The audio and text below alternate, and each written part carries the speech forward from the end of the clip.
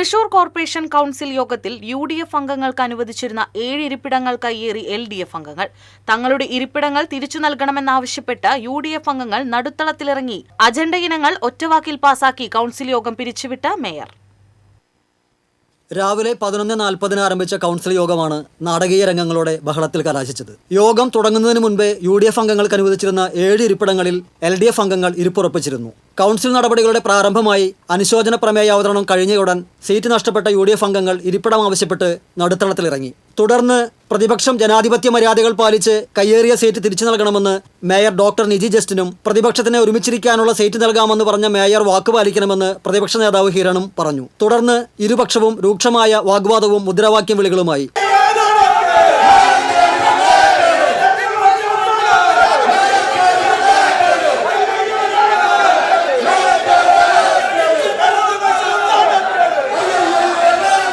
ഇതിനിടെ അജണ്ട ഇനങ്ങളെല്ലാം പാസ്സായതായി അറിയിച്ച് mayor council യോഗം പിരിച്ചുവിടുകയായിരുന്നു. തുടർന്ന് ഇരുപക്ഷവും മുദ്രാവാക്യം വിളികളുമായി കൗൺസിൽ കെട്ടിടത്തിന്റെ മുമ്പിൽ നിന്ന് പ്രതിഷേധിച്ച് പിരിഞ്ഞുപോയി.